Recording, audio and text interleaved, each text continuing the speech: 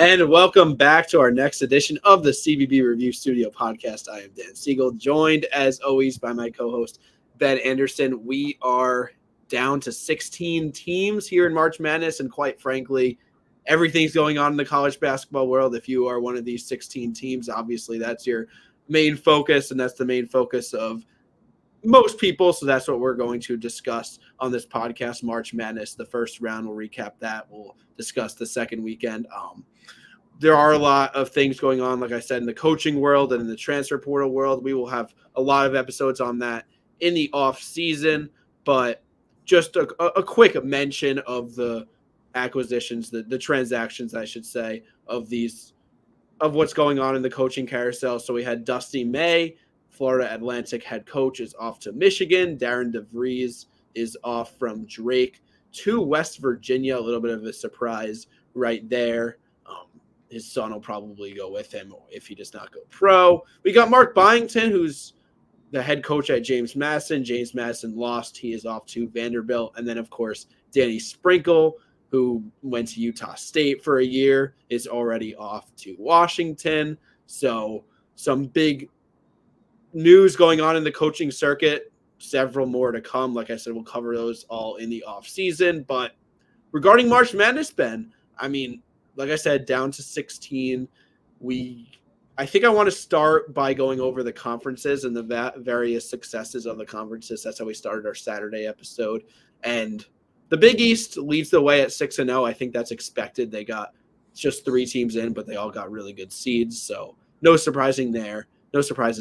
The ACC, though, this keeps happening. We don't really give them much respect.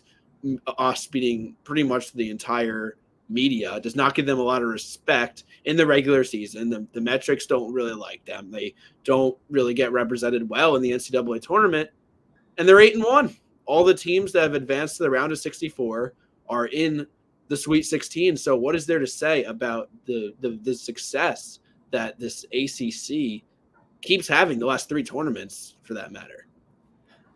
It's so hard to say because March Madness is, of course, the greatest coin flip in the world, right? In terms of the tournament, in terms of the unpredictability of games, in terms of your matchups, you don't really know what to expect, and it's hard for the tournament to be a barometer of the success of a team at large in most cases. However, patterns do exist, right?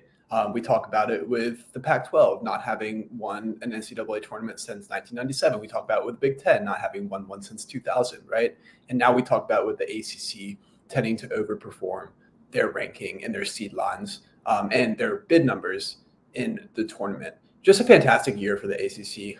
It could have gone wrong very quickly, I think, given some of the matchups you saw, especially in the first round. New Mexico was always going to be a tough out for Clemson. Vermont is sometimes a tough out for a lot of power conferences, especially looking towards, playing that 4-13 matchup. But despite all that, we find a quarter of the teams are in the Sweet 16, including NC State, who needed an auto bid in 5 wins in 5 days just to get to the tournament. So a great year for the ACC overall. No complaints whatsoever when it comes to March.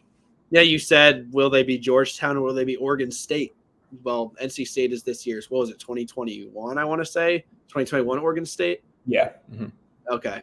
And just the other conferences, Big Ten 6-3, Pac-12 6-3, Big 12 7-6, SEC 5-6, Mountain West 4-5. I don't think there's much significance to draw from those records, but just wanted to shout out the Big East and discuss the ACC a little bit. But let's get into the region breakdown. So we'll start with the East region. And I think the first thing to talk about is just at the very top right here. It's simply UConn's dominance, right? Wins over Stetson 91-52, and then Northwestern 75-58, I believe. And that 58 was a really backdoor 58. The UConn could have won by a lot more. This is an interesting stat, Ben. UConn is the first team. I had to fact check this actually when I saw this because it was so surprising. The first team to win the national championship and make it to the Sweet 16 the following year since Duke did it when they won it all in 2015 and then lost in the Sweet 16 in 2016, I believe, to Oregon. So it's been, 6 or 7 tournaments with this not happening. UConn's doing it in a big way. Yeah, absolutely. There's been a lot of talk recently about Kansas and Virginia and Baylor in particular not being able to get out of the first weekend after having won national championships in the past. And UConn just sort of, does it without trying. They don't have to rebuild. They just reload and go on to the next season. And they've just looked so impressive. By far the most impressive team in the tournament. Arguably, though, the second most impressive team is in this same region. I think that's Illinois, right? What they did against Duquesne just pummeled them.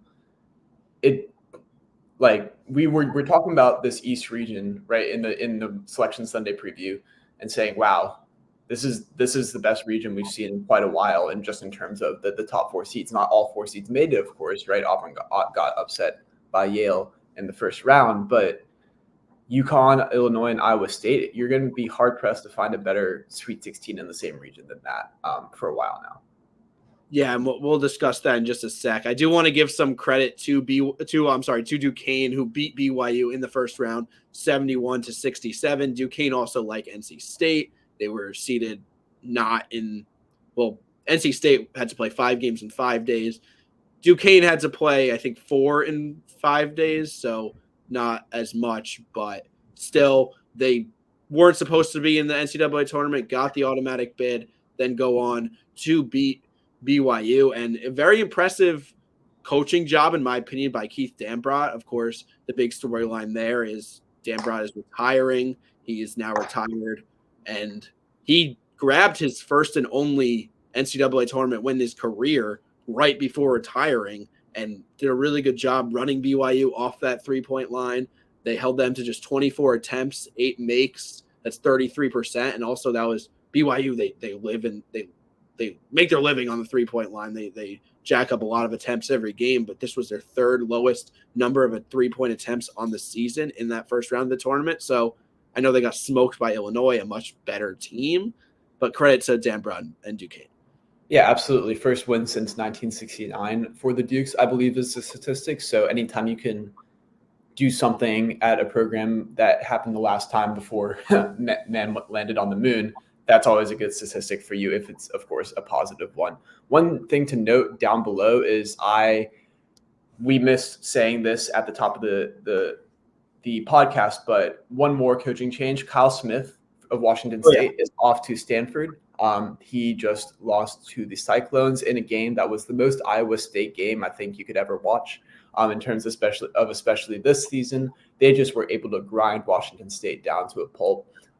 They maintained that 7 to 8 point advantage for much of the second half, keeping the Cougars just out of reach for a lot of it. The crowd was fantastic. The game was played in Omaha, felt like a home game for Iowa State, and they're off to the Sweet 16. Shout out to TJ Otzelberger, 2 Sweet 16s in 3 years after taking over a program that went 2-22 in the year before he got there.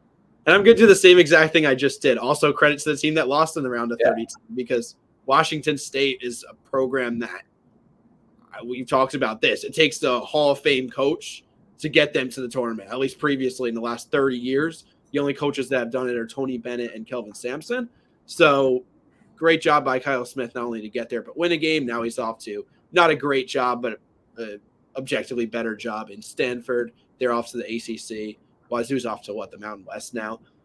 West Coast, I believe, for basketball. Okay. So Dan, I have a question for you as we look forward to the Sweet 16. Yeah. Do you think if Illinois and UConn play in the Elite Eight, which I think I would predict that at this point, just given how Illinois and UConn, how both teams have looked, do you think Illinois is the best chance to beat UConn up until the national championship based off how teams have played so far in the tournament? I don't. That involves up until the national champ. I don't know. I think definitely compared to Iowa State and compared to San Diego State, of course, Illinois could catch fire and compete with UConn on the offensive end, match them point for point. I'd have. So who are the 4 teams that would be adjacent to UConn? I have the in terms of the West region. Yeah. It would be North Carolina, Arizona, Clemson, and I don't think I want to say that Illinois has a better chance of beating UConn than North Carolina does. I don't think I want to say that. That's fair. I personally think they do. But it's just in fact, in my bracket, I have UNC over UConn in the Final Four. I thought there's value there, but we also, before we get to Sweet 16 previews, we haven't talked about Auburn-Yale yet, by the way. Yale upset win over Auburn, 78-76. We did talk about this one in depth on the Saturday pod, but that one was a quick one. We'll go back to it.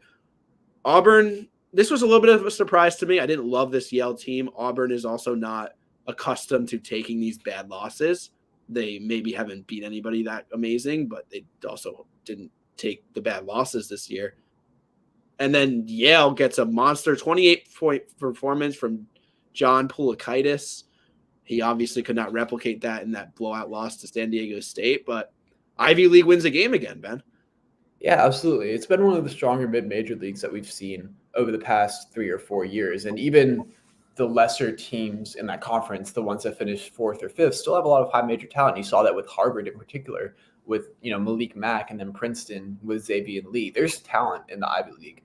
So you can always expect them to be a tough out in the tournament. I think the Auburn's style of playing a lot of guys a lot of minutes but no one really like over 30 minutes, I think isn't super conducive to the NCAA tournament, where you typically see rotations become shortened, right? Coaches love going to 7 players, maybe 8. But whereas Bruce Pearl plays a lot of guys like 20 to 25 minutes. And there aren't really stalwarts in that rotation outside of Janai Broom, at least. So I think maybe that has something to do with how Auburn played. It's a lot of variance, of course, in the NCAA tournament, but it'll be interesting to see if there's any adjustments made going forward, because I believe they do lose a lot. So I'm wondering what this Auburn team is going to look like next year. Yeah, maybe the contrary of that point, or it's more to go along that point. But Creighton, like, we maybe over blew out of proportion. I want to say the fact that they had a short rotation, we thought that would hurt them. But really, if you have 7 guys you want to play, that's fine. So, but let's get to these Sweet 16 matchups. So we got UConn, San Diego State first. By the way, a 2023 championship rematch. I think this game could honestly go like a very similar way to how the championship went last year, where UConn kind of just controls the game and pulls away. I don't think San Diego State really has, again, that offensive firepower, but it will be interesting to see how Jaden Ledee does against that length of Klingon, who's just swatting shots left and right in that Northwestern game. What do you think about this one? Yeah, I think I'm going to go with UConn here pretty convincingly. I think that even if Jaden Ledee wins his matchup in the post, the losses of Matt Bradley and Kashad Johnson for San Diego State from last year are going to be really tough, even though, UConn has lost some people as well. I think Caravan and Spencer are both going to give them issues from beyond the arc. And if even one of them can get hot, it's really tough for San Diego State to pull away or to fight back from UConn pulling away. So give me the Huskies here. And then this one is really interesting. So we got Illinois, Iowa State, right? We both agreed that Illinois is the better suited team to beat UConn, but this game is, I think, Iowa State favored by 1.5, very close to a pick'em. Yeah, I see it as elite defense versus elite offense. I think if you want the more reliable pick, you're picking Iowa State because they have that suffocating defense, which could account for the shooting variance. They're still going to show up, right? Regardless, there really hasn't been an Iowa State game all year I could remember that they haven't at least showed up, especially on that end. But Illinois, I'd argue they may be the best pure shot making team in this tournament, UConn included. So we never know what they could pull. That end of the court will be very interesting to me. I do lean Iowa State actually in this matchup. I think I'm going to disagree with you and go Illinois, just because momentum, I do believe, is a real thing, especially in March Madness, and seeing how the Illini have played and seeing just how many weapons they have, right? Even if Terrence Shannon doesn't go off like we think he will, it could be Marcus Damask. It's just there's so many options for them. Coleman Hawkins, it could be Ty Rogers, it could be Dre Gibbs Lawhorn had a really good game. He's coming off the bench as a freshman, right? There's just so many offensive weapons that I don't know if the Cyclones will be able to contain all of them. And for that reason, in a single game, I think I like Illinois in a 7-game series, probably Iowa State, but this isn't a 7-game series, right? Well, This no. is single elimination. So give me Illinois in this situation. Okay. Yeah. I mean, a 7-game series would be a lot more about coaching. I take Iowa State there, but fair enough. All right. Next region. We've got, do you want to do Midwest next? Yeah, that's fine. All right. Midwest. So we've got, I don't know where I want to start here. I'll start by saying that we'll start with that Kansas, Stanford, Gonzaga McNeese pod, where ultimately Gonzaga came out of that. They'll play Purdue. So we thought maybe those are two very likely upsets. And Stanford over Kansas almost came into fruition, right? We talked about the bad call like Nick Timberlake on that dunk, clean block by Stanford, called a foul, changed the entire course of the game, and it changed from what could have been a transition opportunity with Stanford down 1 to win the game. They needed a desperation 3 to tie it, couldn't come through. But Gonzaga, that's the real story I want to talk about, because we thought they were upset prone. They've really shoved that right back in our faces, dominating McNeese and Will Wade's 86-65. And they also then go out and dominate Kansas. Thing about Gonzaga is there's this narrative that they don't get it done in the tournament. I don't know where that comes from. Maybe they just have been so good for so long and haven't had that title, whatever. But every year they pretty much perform up to their expectation level or beyond it. And especially as the 5 seed in the Sweet 16 now, clashing with Purdue, I would say it's another year like that. Yeah, absolutely. I think I was a little surprised that they got a 5 seed on Selection Sunday, but obviously they proved me wrong. On the Kansas side, they just ran out of gas. With McCullough out, it becomes very tough for a team like the Jayhawks to play 2 games in 3 days, and you didn't have necessarily the types of games you wanted from your guards like DeJuan Harris or Marco Jackson or Nick Timberlake, especially in that Kansas game. They only have one true knockdown shooter and Johnny Furphy, and that really creates issues for you if you are trying to space the floor and let Hunter Dickinson go work on the inside, where I did think he had a relative advantage over EK and Watson at least. But they just ran out of gas, right? You saw it was a close game at halftime. I believe Gonzaga was up a point, I think, at halftime, and then they came out, started doubling the post, and that was it for the Jayhawks. So definitely would have been interesting to see what the game would look like if McCullough had played, but I still actually think Gonzaga probably would have won that game no matter what. Oh yeah, given the margin, yeah. You could definitely say that. Where do you want to go next? Let's talk about that Oregon-Creighton game, because that was a fascinating matchup, and it was the best game of what was that, Saturday? I guess the first day of the round of 32. How about N'Faly Dante and Jermaine Couisnard just willing that team to the overtime period, 2 OTs actually, right? Just an incredible game, an incredible performance from both of them. Unfortunately, they didn't get much help from all other Oregon players, all other players in green. But, it was just a great game. It's a classic 11-3 matchup where you see a power conference team have the talent to be able to run with the 3 seed, whoever that may be. But ultimately, Creighton moves on. Ryan Kalkbrenner, how about that shot to put him up 6? I believe the 3-pointer that he took, right, in double overtime. That was really impressive to see his great game grow out like that, and to show that he's more than just a dunker and a shot blocker, to be able to step out and have that confidence to take that shot in that situation. I think that shows a lot of versatility in his game that can be very beneficial for the Blue Jays going forward. Yeah, I think that was like 1 minute into overtime, but once Kalk hits a 3, it's over. It was in double overtime. I also want to talk about Purdue, though. They're in the same sense of UConn. They're on a mission after when you lose to a 16 seed, as we know, everybody talks about that nonstop. And they went out and won their games by 28 and 39 points in the first 2 rounds, just stomping on these teams' throats.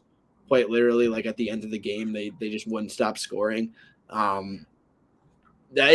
Everyone's saying this tournament's looking an awful lot like 2019, and that there's a lot of chalk, but the Elite 8 on will be very entertaining as a result. Well, what else happened in 2019? It was UVA coming back from their loss to a 16 seed to win the national championship. So maybe a little bit of, parity there in Purdue on their mission. But yeah, I mean, what else do you have to say?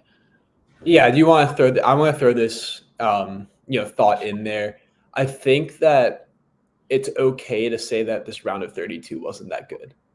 However, right, if you're gonna have a round that's bad, I'd probably want it to be the round of 32 because that's where you get the upsets like Oakland over Kentucky in the round of 64, and then the Cinderellas get flushed out in the round of 32, and so you get good games in the Sweet 16 and moving forward right over the second weekend. So yeah, it wasn't games weren't great over Saturday and Sunday, but that doesn't mean the tournament isn't going to be great. And I think we're going to see a lot of fantastic games moving forward from the second weekend on. Yeah, I hope so. The casual fan and the psychological element of watching and getting really excited about the first rounds, and then once your bracket's busted, you kind of lose interest. There's a lot of that. So I'd imagine the first rounds always have the better viewership, which is why it's disappointing to see a lot of blowouts. But I do agree with that sentiment. For us, we'll be locked in, and this will be. Starting from the Sweet 16, we're gonna get some banger matchups. I guess that's a good transition into the game picks, and we could talk about these teams a little more along with these game picks. But Purdue and Gonzaga, I'll tell you what, Purdue's not winning this game by 39 points. They're not. I don't know who to pick. I do want to lean Purdue, but there's going to be a battle on the inside. Their guards are going to be tested to make shots. I think ultimately Purdue might wear them down a little bit, but what do you think? Yeah, I think I'm going to go with the Boilermakers here. I'm not super happy about the pick just because of how well Gonzaga's been playing lately and how much, I believe in Mark Few as a coach. But they played earlier in the season, right? Purdue beat them by, I believe it was like 20-25 in Maui. This is not going to be the same game. This is going to be close. This is going to be action-packed. It's going to be high scoring most likely. It'll just be interesting to see who can win the guard matchup. Zach Edey, in my opinion, is going to get his against whoever's guarding him, whether that's EK or Watson, whoever, they throw at him. But can Braden Smith and Fletcher Lawyer play well, or at least passably, against Ryan Nembhard and Nolan Hickman, right? These are two experienced guards. They may have not had the best seasons overall, but they can still control a game, I think, pretty well. Nolan Hickman has come on in particular as of late. And it'll just be very interesting to see who wins that matchup. For me, I tend to lean towards Purdue just because I think even if Nolan Hickman and Ryan Nembhard win the guard matchup, there's just so much on the other end of the court that Purdue is able to ice a victory, but it'll be close. Now, my next question is moving on to that bottom game. We got Creighton against Tennessee. Are we in any way worried about Tennessee's performance against Texas? It was pretty underwhelming offensively. I don't really want to say that it was the Tennessee defense, albeit elite, the reason they won. I think just Texas, they were able to survive because Texas is not a phenomenal team. But they're gonna need Dalton Connect to really get going, like pure Dalton Connect form to keep up with the high octane Creighton offense. Yeah, Texas just missed shots. It wasn't even the defense all the time. Dessou just had a bad game. A. Smith didn't have a great game. Hunter didn't have a great game. And when you don't make shots, it's hard to win. But give credit to Tennessee. They did win a clunker. And that's always important in March Madness. No champion goes through and just is dominant the entire time unless you're, 2018 Villanova, right? You got to have some areas where you have to win when you're not playing your best game. And Tennessee did that. And Creighton, frankly, did that as well. They weren't shooting all that well against Oregon. So it'll be very interesting to see if both teams reflect on the round of 32 performance and come back and play their A game in the Sweet 16. Personally, I have Tennessee. I think that Creighton, outside of UConn, hasn't seen a defensive team like this, particularly in terms of ball pressure.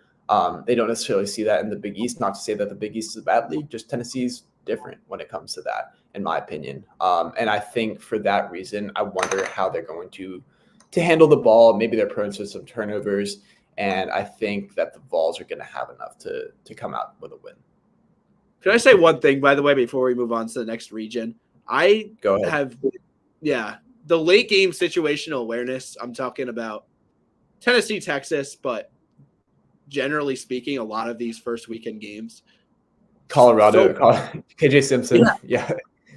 Like just the late, either these teams are not having enough urgency. We saw that in FAU, or just dribbling like you have plenty of time. You're trying to run some clock when you literally have 5 seconds to get up a shot, and you're just dribbling casually up the court.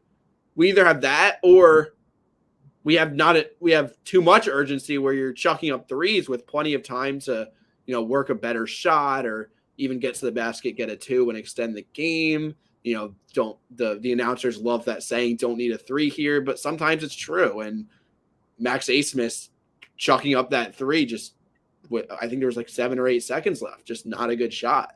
So the situational awareness has kind of been the reason why even the close games have sometimes had disappointing endings. Yeah, Wade Taylor, another offender of the late game shot mismanagement. But we'll get to that game in just a second. Yeah, I agree, though. Hopefully the late game execution gets better. But I'm happy. Frankly, I'm just happy that there's late game execution to be had, right? That means the games were close. That means it went down to the last minute. So it's fine by me if they fuck up the last part. Yeah. All right. Yep, we got that. Okay, so we got the South region. So perfect. So yeah, let's talk about that. Texas A&M, Houston, the last game. I guess technically not the last game of the night, but the last close game of the night. This was in the South region. And first off, I was not expecting this to be such a really high scoring, high offensive game. 100-95 in overtime was the final score. The pregame over under for comparison was 134.5. So the over cleared by about 60 points, even more, 61.5 points. And at the end of regulation, there's Anderson Garcia. He hits a buzzer beater off an inbounds play with a second, I think 1.2 seconds left. So that was probably the best individual tiny moment of the tournament of the first weekend at least. And I don't know what this says about Houston, because they won the game in a way I did not expect. They really got out physical. Texas A&M was the more physical team. They were better on the boards, got a lot more rebounds, did not shoot nearly as well as Texas A&M doesn't tend to do, but got several second, third chance opportunities. And they still survive and score 100 points. So I'm really confused. Maybe I need to reevaluate what I think of this Houston team. I know they're elite defensively in the man-to-man, getting stops, forcing bad shots, but this offense really had a new life to it. Yeah, the Houston team is kind of hard to read. I don't know what to make of them, and I still, despite them going through the rigors of the Big 12 schedule, I still don't quite know what to make of them, because they've had wildly varying performances, right?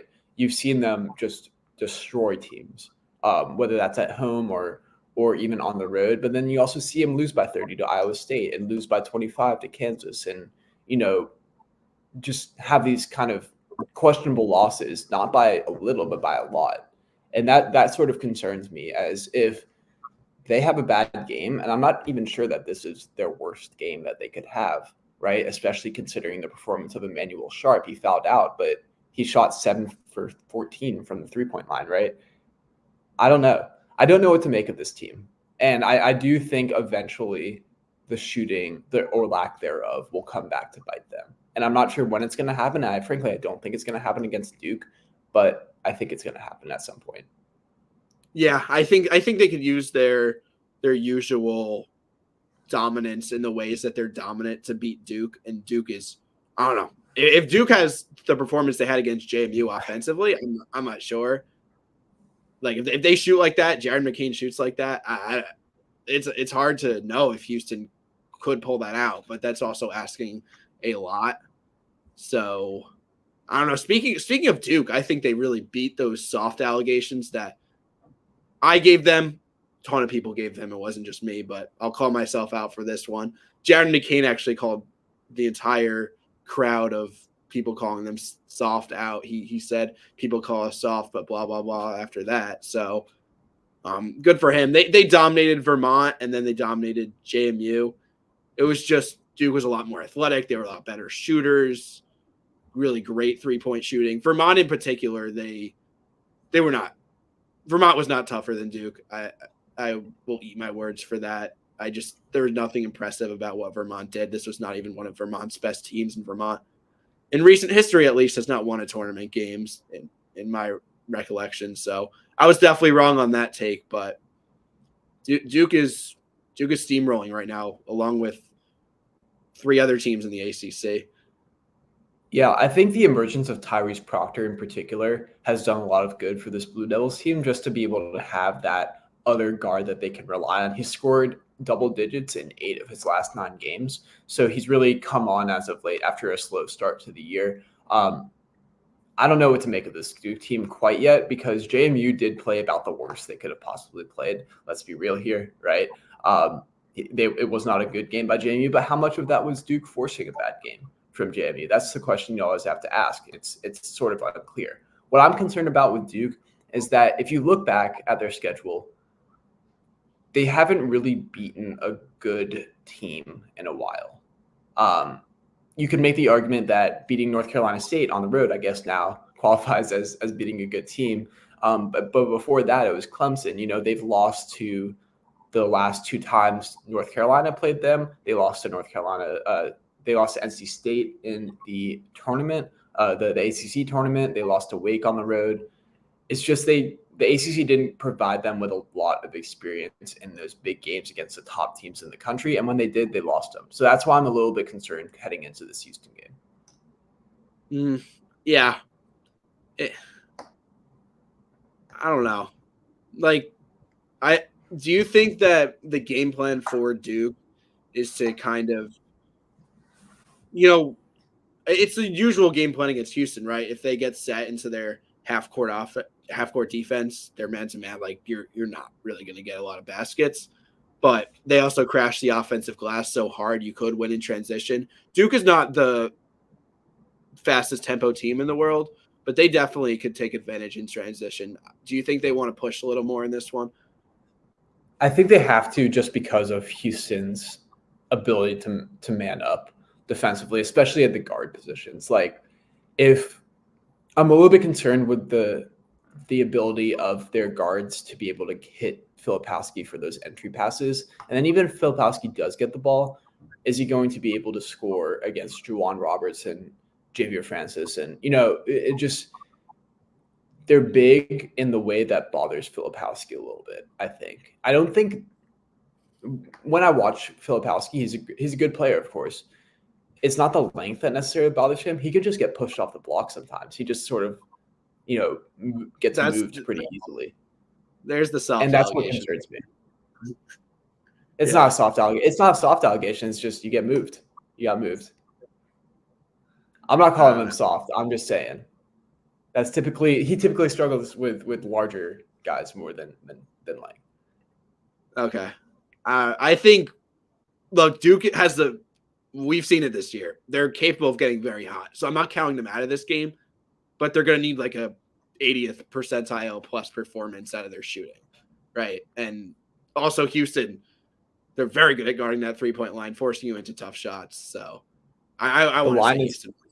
Yeah, the line's Houston minus 4.5. If I were betting on this game, I would take the 4.5 and have Houston cover. All right, bottom portion. A lot of storylines here as well. Do we want to start with?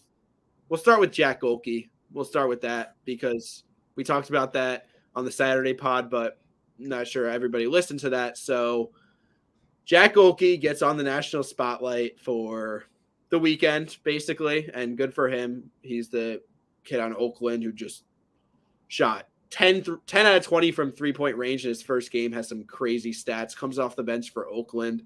I think there were maybe 6 or 7 instances this entire year where he took a non-3-point shot a shot from within the arc, and all of them were layups except for one elbow jumper. So he's a pure catch and shoot shooter, but that's the epitome of March Madness, guys like that just going off. So That was cool to see, and Kentucky got upset in the way that we did not expect Kentucky to get upset. I didn't think there would just be a guy splashing threes in their face. I thought it would be a lot of, action being run against them. I've said that take a lot, but so we'll give props to Oakland, and then NC State ends up beating them in overtime. I do want to talk a little bit very quickly about Kentucky because you've mentioned this a lot. Kentucky had this amazing recruiting class, historic levels of, star ratings and all this NBA talent. And this was supposed to be what saves John Calipari from all the negativity and the rumors of him being let go. And what does he do? He goes out and loses in the first round once again with that team. We haven't heard anything in the last few days, but it's a tough situation with Cal, especially now he's got that $33 million buyout or something like that. Yeah, I'm not going to act like I know anything about the Kentucky coaching situation beyond the facts of Calipari's the last 5 years or so, and obviously the buyout is super large, but it's just such an ugly position for everyone to be in that Kentucky program. Because here's the thing. It's not as if they defended Jack Colke that badly. No. Right? If you watch the game, he was just hitting threes in people's mouths. Like they couldn't. Antonio Reeves and Reed Shepherd really couldn't have defended it all that better, aside from a couple where they just lost him on screens and stuff. It was just an unreal shooting performance. Now, what does that say about Kentucky? That right, he only had 30 points, so they still gave up 60 to Oakland beyond that shooting performance. So that's not great, but they picked a bad time to run up against a generational shooting performance in March Madness, which is a little bit unfortunate. Talking about Oakland, yeah, that was just a great win. First win ever for Greg Kampe, so that's very impressive. Of course, he's been there for so long, started at D2 Oakland, and then they moved up to Division I with him, kept him as coach. So that's really cool. But they just ran into DJ Burns, right? I feel like there's just a lot of situations where teams are just running into players more than teams are running into teams in this tournament. Like JMU ran into Jared McCain, Kentucky ran into Jack Golke, then Oakland ran into DJ Burns, right? KJ Simpson Colorado ran into Tyler Kolek, things like that. So I'm glad to see the star power in terms of solid games is back and well in March Madness. What do we think of that matchup, Oso Ighodaro against DJ Burns? Honestly, I think DJ Burns will have his. There's no after what he's done the last 5-6 games going back to the ACC tournament. There's no denying that he's just unstoppable. Also, say whatever you want about that man. He played 42 minutes or something like that in the last game, so stamina is clearly not an issue. He's still doing his thing. Like NC State's. I'll let you go in a second. NC State's like they're a different team than they were. The way they could space and pass and just score the rock. This is going to be a really, really good game. I'm worried about their defense. I'm really worried about how they defend Marquette, and we haven't really seen recently them face an offense with the firepower of Marquette and the specific way that Marquette could attack you with just that do-it-all point guard and just a lot of talent. And we look at the first two games. Texas Tech went cold. They just had a very bad shooting performance. Then Oakland, they're not. Say whatever you want about Jack Golke and that individual. Yeah, Oakland, right? Like they're not Marquette, so if they win, it's got to be in a shootout, right? I don't know if the match. Yeah, I think so. I think whatever the over is, you take it here. The Marquette's going to run into the same issue that every single team that's played NC State has run into so far, which is the question of whether to double DJ Burns in the post, right? Oso Ighodaro is a good player, of course, but he can't guard DJ Burns one-on-one. He's going to he's not big enough. He has length, but he's just like not large enough. DJ Burns is just going to take it. Now, do they double him? DJ is a good passer. So he can find people on the wing, whether that's Morcell or Jaden Taylor or Michael O'Connell or DJ Horn. The more I look at this roster for NC State, the more I'm wondering how they finished 10th in the ACC, because this is a really solid team, especially with the likes of Ben Middlebrooks coming off the bench and providing, some breadth for DJ. in those situations. But this is not your typical auto bid that snuck in from a power conference just because they went on a heater. I think this is a really good team, and I'm not sure of the spread right now off the top of my head, but if it's more than like 6.5, 7.5, I might look into taking NC State on that. Yeah. Also, regarding NC State at that point you just made, even I know their defensive numbers look really bad. They can't get stops at times, but individually they have athletic players that could guard the ball. It's something just didn't go right. We can look into that more, but right now they're at their hottest. Like I said, I think if I want to say the spread is 6.5, 7.5, right? I think it's something like that. Yeah, I'm taking NC State against that. I think it's a close game. Yeah. It's just a fascinating. People are going to talk about the heavyweight matchups, and rightfully so. But this has a potential to be very entertaining very quickly, and I'm looking forward to seeing what that looks like. It also has the potential, to, of course, to be over in by the under 8 of the first half as well. But we'll see, and that's what makes March so special, is that you don't know. Yeah. Also, game of the tournament, maybe, kind of. Florida against Which Colorado. One? Florida against Colorado. 102, 100. Colorado Marquette was a really good game too. Yeah, no, Colorado just brought a lot of entertainment value. They've been the most entertaining team to watch so far between their two games. Florida just had so many defensive breakdowns. We talked about them not having Micah Hadlocked in and how that impacted them, and that really, really impacted them. They could not guard the rim for their lives. So really unfortunate for a team I had making a run this year, but Colorado, everybody in the Pac-12 won their first round game, then lost, except for Arizona. So Colorado is just another example of that.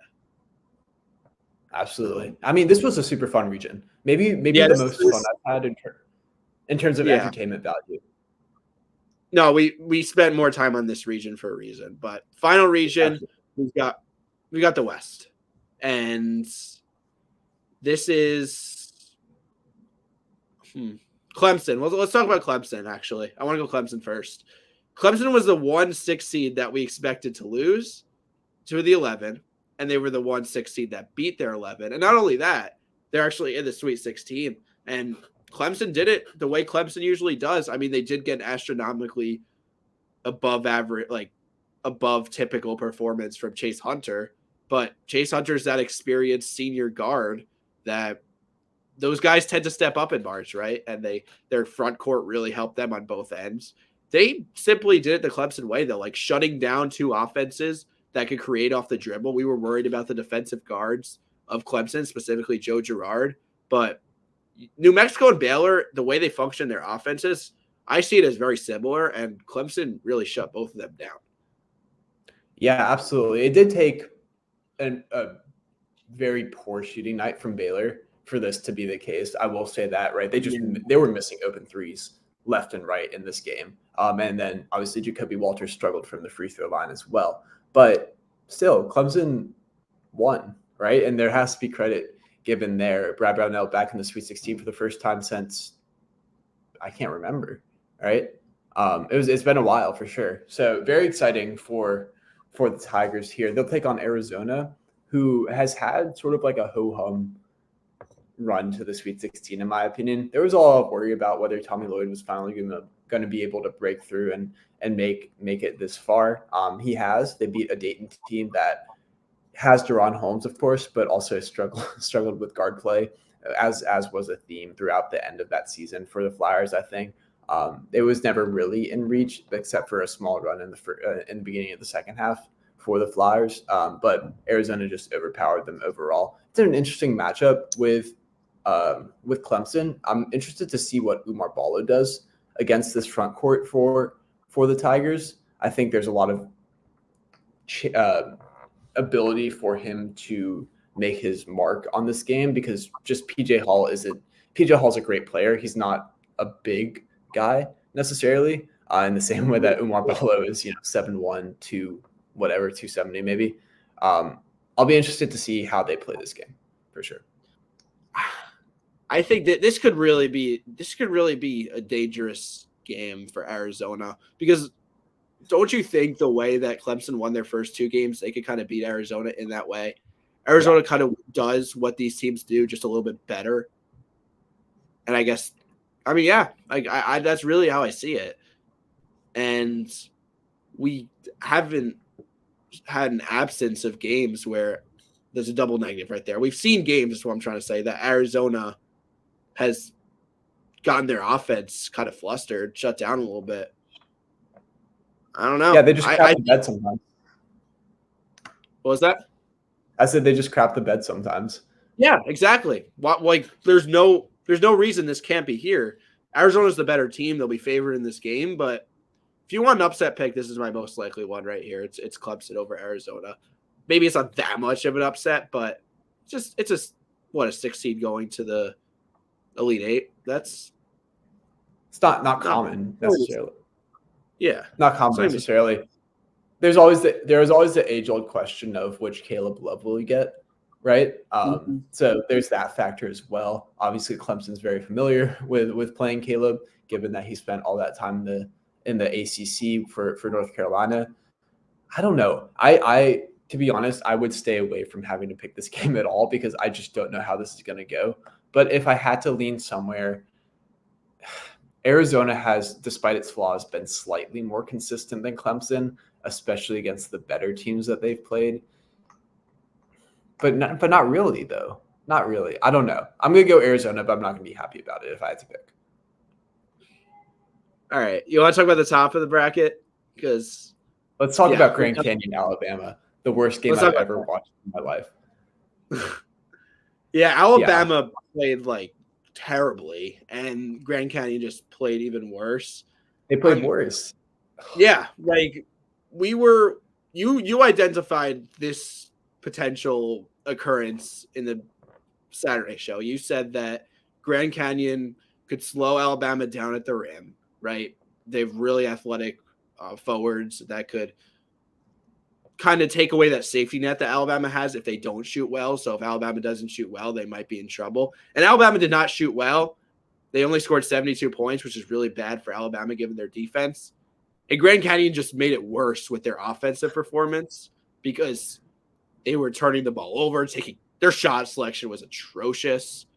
And Alabama ends up winning. Now, the first game against Charleston, Alabama won 109-96. That's more like it. That's what I would have expected out of Alabama. But I think that they got a little lucky here. Now, UNC could be, if they turn it back on, it could be another shootout, and who knows what happens in those. But I do lean I can see a 109-96 result in the UNC-Alabama game just going against Alabama. But, yeah, that's what I have to say about that. That was just Alabama played bad and Grand Canyon played worse. Yeah, it's frustrating for me personally. Obviously, I know it's more frustrating for Grand Canyon because they lost the game, but I felt like I had it nailed. I knew what was going to happen. I knew that Alabama was, and then Grand Canyon just didn't score at all. They were missing threes. It was tying Grant Foster or bust for a lot of their offensive possessions, and Alabama just figured that out quite quickly, right? There wasn't really reliance on anyone else offensively. Harrison had just a generationally not good game, which is really unfortunate for him. It's just tough to do that on the biggest stage you've ever played. So that sucks for him first and foremost. But it's just, man, this was Alabama dodged a bullet here. And I don't even think Bama's defense was that good necessarily. I don't know. You may disagree with that, Dan, but I don't think they didn't impress me so much. It was just Grand Canyon just doing stupid things on offense and missing shots and turning the ball over. And now the Crimson Tide are in the Sweet 16. So congratulations to Alabama. It'll be interesting to see what it looks like against North Carolina, who really turned things on, right? I think North Carolina has a switch this year, and that's what really impressed me. Harrison Ingram, shout out, went 5 for 7 from three-point range. That was really impressive. So they do have another shooter, even if Cormac Ryan is not on, like he sometimes can not be at times. Michigan State didn't guard Elliot Cadeau from beyond the arc at all. Like they were just helping off like 10 feet. It'll be interesting to see if Alabama does the same thing and try and double Armando Bacot. But I think North Carolina just has a little bit too much talent for the Crimson Tide. So I'm going to pick the Heels to go to the Elite Eight. I agree. Didn't we see those two teams were both in Maui, right? Alabama was not. No, it was just North Carolina, Okay. I believe. I feel like okay. So did North Carolina play an opponent like Alabama in the No, non-conference? UNC played in Atlantis. They played in Atlantis, right? Oh, okay. They played Either way, I Villanova. feel like I feel like UNC has played in these kind of games that we're projecting this UNC Alabama game to be. They win those kind of games, right? If their offense is humming, their offense is humming. Yeah, absolutely. All right. It'll be a fun game. It'll be a fun game for sure. Yeah, I'm looking forward to that one. Honestly, there's a lot of great matchups. I'm not even just selling it. Like there's a lot of great matchups in this Sweet 16. I think this is where the real fun starts, especially because it's the best teams getting in. Like that's what chalk does. There's pros and cons of chalk, and these are the pros. So, any other takes before we head off for the night? No, I'm just excited for it's nice to get a couple days break, maybe catch up on some homework and stuff like that. But we're getting right back into the swing of things. Shout out to women's basketball. They've had a great day of games so far. I was watching the end of Indiana, Oklahoma, and then UConn, Syracuse, both bangers. Shout out Iowa State, Stanford as well. Also a great game yesterday. So even if you are not watching the men's game, the women's game has some really great opportunities for you to watch as well. So definitely check those out as they end up their round of 32 tonight. So a lot of star power there as well. Oh, and Iowa women are only up 5 in the fourth quarter against West Virginia. So they came back. I was keeping my eye on it. I was keeping my eye on it for sure. So once we log off in just a couple seconds, I'm gonna tune into that game. Be sure to follow us on the socials. You can see on the bottom of the screen. Thanks everyone for watching. We'll be back potentially Saturday morning for a little Sweet 16 recap, Elite 8 preview. Yeah, we'll pencil that one in. I'm not sure if I'll be around for that. We'll see if we could get someone to join Ben. But definitely, if not after the weekend, to preview the Final Four and recap everything. These will be some great games. So enjoy, everyone. Thanks for watching. Thanks for listening, and take care.